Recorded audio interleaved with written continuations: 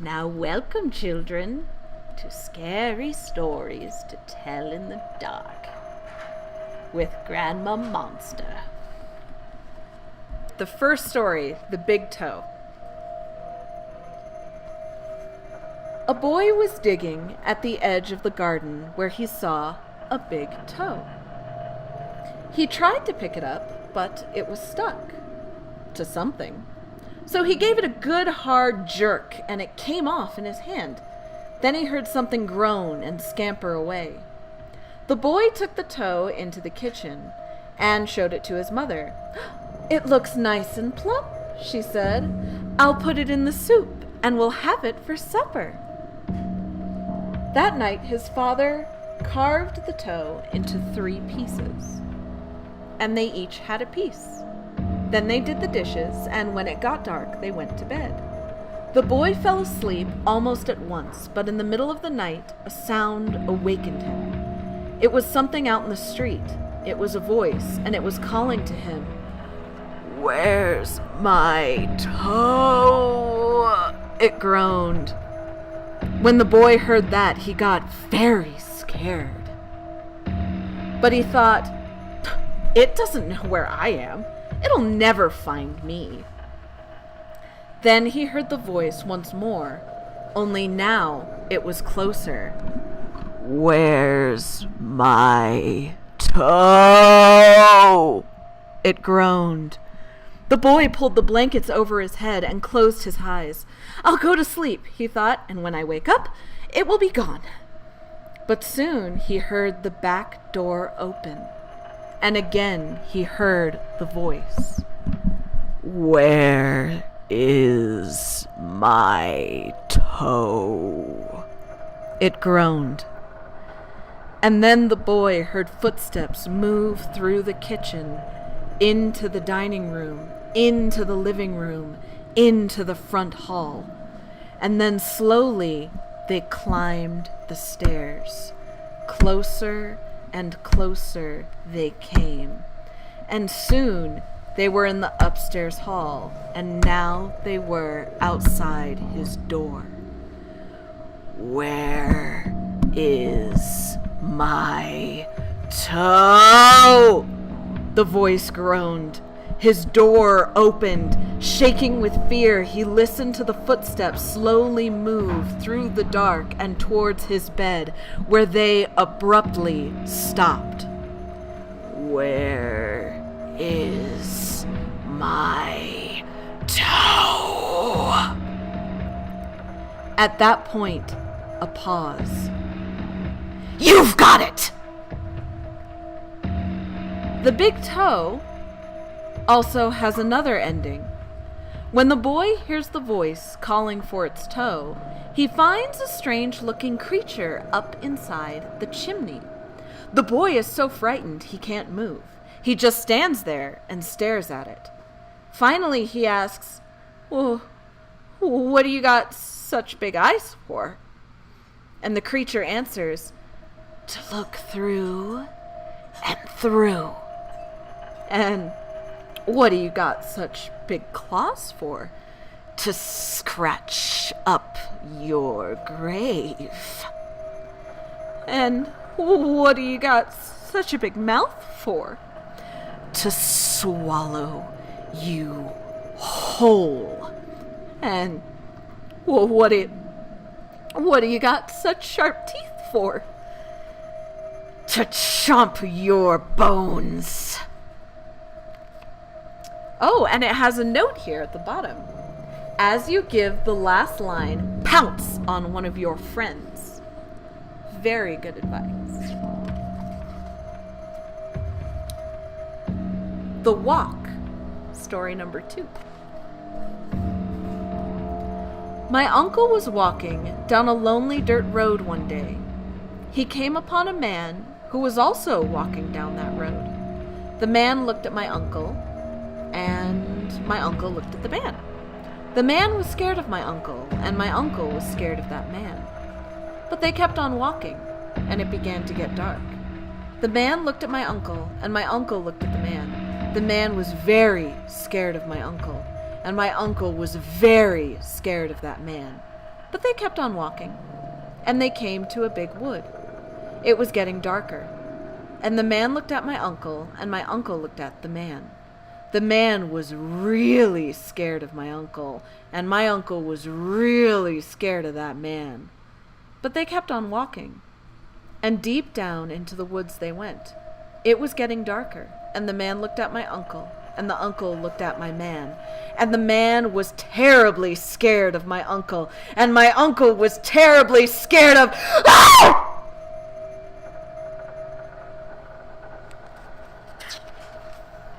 And that's how the story ends. This is like... Guys, this book, I completely forgot this about scary stories to tell in the dark, but this has a lot of instructions and notes at the bottom as to how you're supposed to perform the story. I totally forgot this about this book. But yeah, like it'll have notes where it says, jump scare one of your friends, scream at the end. It's like, it's really fun. And in the toe, it says, pause at this point in the story and then jump at the person next to you and shout. Like, it's really good. So that was The Walk. I totally forgot that about scary stories to tell in the dark. All right. What do you come for? The illustration, of course. This was always one of the more unnerving illustrations that I always kind of remembered from childhood. The feet dangling there with just grime and mold and things dripping off of it. What do you come for? There was an old woman who lived all by herself, and she was very lonely. Sitting in the kitchen one night, she said, "Oh, I wish I had some company." No sooner had she spoken than down the chimney tumbled 2 feet, from which the flesh had rotted. The old woman's eyes bulged with terror. Then the 2 legs dropped to the hearth and attached themselves to the feet. Then a body tumbled down, then 2 arms, and then a head. As the old woman watched, the parts came together into a great and gangling man. The man danced around the room faster and faster and faster, and then he stopped and looked into her eyes. "What did you come here for?" she asked in a small voice that shivered and shook. "What do I come for?" he said. "I've come for you."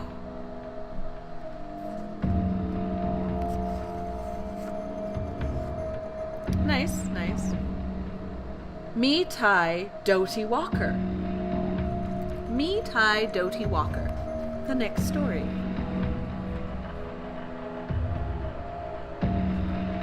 There was a haunted house where every night a bloody head fell down the chimney. At least, that's what people said. So nobody would stay there overnight. Then a rich man offered $200 to whoever would do it. And this boy said that he would try if he could have his dog with him. And so it was settled. The very next night, the boy went to the house with his dog. To make it more cheerful, he started a fire in the fireplace. Then he sat in front of the fire and waited, and his dog... Ichi, Kimchi, Kali, Mali, Dingo. The boy could not believe his ears. His dog had never uttered a word before. I would also be surprised. Then a few minutes later, he heard the singing again, and now it was closer and louder, but the words were the same. Me Tai Doty Walker. This time the boy tried to stop his dog from answering. He was afraid that whoever was singing would hear it and come after them. But his dog paid no attention, and again it sang. Lychee, Kichi, Kali, Mali, Dingo. A half an hour later, the boy heard the singing again, and now it was in the backyard, and the song was the same. Me Tai Doty Walker. Again, the boy tried to keep his dog quiet, but the dog sang louder and louder than ever. Leechy, keechy, colly molly dingo. Soon the boy heard the singing again, and now it was coming down the chimney. Me tie doty walker. And the dog sang right back, Leechy, keechy, molly molly dingo. And suddenly a bloody head fell down the chimney. Ah! It missed the fire and landed right next to the dog, and the dog took one look and fell over, dead from fright. The head turned and stared at the boy, and slowly it opened its mouth and... Who lived in Leeds. Now, if I remember correctly, this one is a pretty well-known one. The Man Who Lived in Leeds. Some say this rhyme doesn't mean anything. Others are not entirely sure. There was a man who lived in Leeds. He filled his garden full of seeds, and when the seeds began to grow, it was like a garden filled with snow. But when the snow began to melt, it was like a ship without a belt. And when the ship began to sail, it was like a bird without a tail. And when the bird began to fly, it was like an eagle in the sky. And when the sky began to roar, it was like a lion at my door.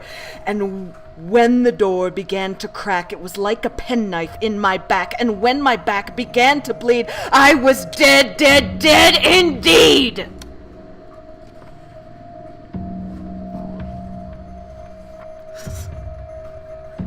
Heart's beating a little fast. Oh, this one has music attached to it. Douglas James Lund, you piece of shit, God! You scared the shit out of me! I'm in the dark! I am scared and in the dark! Thor, help me! Save me! Ah, you're so mean! Don't laugh at me! You're so... Thor, attack! Get him! Ah! I'm really easy to scare.